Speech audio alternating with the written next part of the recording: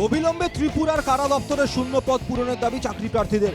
লিখিত পরীক্ষার মাধ্যমে শূন্য পদ পূরণের দাবিতে কারা দপ্তরের আইজির নিকট গণডেপুটেশন পেশ করলেন চাকরি প্রার্থীরা। গত 2 বছর থেকে লিখিত পরীক্ষার দাবি জানিয়ে আসছেন এই চাকরি প্রার্থীরা।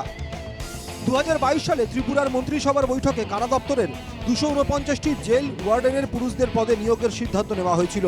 আর সেই অনুসারে 2022-এর 3রা ডিসেম্বর চাকরির বিজ্ঞপ্তি প্রকাশ করা হয়। বিজ্ঞপ্তি প্রকাশের পর চাকরি প্রার্থীরা তাতে আবেদন জানান। সেই সঙ্গে আবেদনকারীদের শারীরিক পরীক্ষাও অনুষ্ঠিত হয়েছিল। শারীরিক পরীক্ষায় যারা পাশ করেছিলেন তাদের পরবর্তী সময়ে লিখিত পরীক্ষায় বসার কথা ছিল, কিন্তু এরই মধ্যে 2025 সালের বিধানসভা নির্বাচন এসে যাওয়ায় নিয়োগ প্রক্রিয়া বন্ধ হয়ে যায়। 22 ডিসেম্বরে আমরা জেল ওয়ার্ডেনে রিটেন এক্সাম দিয়েছি। তারপরে আমরা বাইবা রিটেন এক্সামটা বাকি দিয়েছে। আমরা ফিজিক্যাল কোয়ালিফাই করছি। ফিজিক্যাল কোয়ালিফাই পরে আমরা রিটেন এক্সামটা বাইবার বাকি রয়েছে। এই লেখাগুলো আমরা এটার কোনো আপডেট পাইতেছি না। এই আপডেটের কারণে আমরা আজকে সবাই মিলে জোর হয়েছি যে এটা আমরা কবে নেওয়া হইব, আমরা কোনো কিছু পাইতেছি না।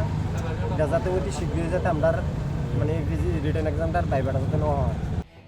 তবে বিধানসভা নির্বাচনের পর কারা দপ্তরের জেল ওয়ার্ডেনের পুরুষদের পদে শারীরিক পরীক্ষায় উত্তীর্ণরা লিখিত পরীক্ষার জন্য দপ্তরের আইজির নিকট আবেদন জানাতে থাকেন, কিন্তু এখনো পর্যন্ত এই বিষয়ে কারা দপ্তর কোনো ব্যবস্থা নেয়নি বলে অভিযোগ। তারা তো ডেটের পর ডেট 5 তারিখ 1 তারিখ আসতে আমরা তারা কইছে যে 5 তারিখ দিয়ে দেবো ডেট, কিন্তু ডেট তারা দিছে না। ওখানে ঘোষণা দিচ্ছে যে 151 জন, ওখানে তারা এনে দিঙাইতে কিছু কথা তারা কইছে যে 112 জন নিছে। তো এত কম মিলে হইতো না। তো আমরা তো পরীক্ষার এক্সাম হইতেইব, ফিজিক্যাল নিয়ে ফের রাখছে না, এক্সামও না, ত্রিপুরা পুলিশের এক্সাম হয়ে আসছে, বাইবানে ডেট দিলাইছে, হয়েছে না, আমরাটা কবে হইবে।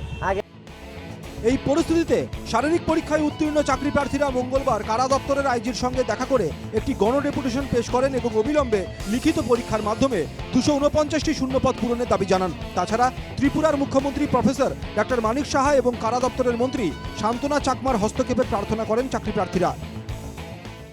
আমরা সবার কাছে হাত জোর নমস্কার করি যে আমরা খুব গরিব, আমরা খুব কষ্ট করি, আমরা কয়দিন পর আমরা আই, আমরা দিকে যাতে তারা যাতে একটু দয়া করে। আমরা খুব কষ্ট করি, তারা যে আমরা যদি একটু চা, আমরাও আছি তারার লেগে, তারা আমরা দিকে অতি শীঘ্রই যেতে, তারা যাতে আমরা দিকে যাতে চা, আমরা দিকে চাইলে খুব ভালো হইব, কারণ আমরা খুব গরিব, এটাই ডক্টর মানিক সাহের কাছে আমরা এটা আবেদন থাকবো যাতে আমরা এটা যাতে অতি শীঘ্রই যাতে নেওয়া হয়। এদিন চাকরি প্রার্থীরা জানান এ নিয়ে 7বার তারা কারা দপ্তরের আধিকারিকের কাছে ডেপুটেশন পেশ করেছেন। তবে এবারে ডেপুটেশনের পর কারা দপ্তর কি পদক্ষেপ গ্রহণ করে সেটাই এখন দেখার বিষয়। আগরতলা থেকে সুদীপ নাথের রিপোর্ট, NKTV বাংলা।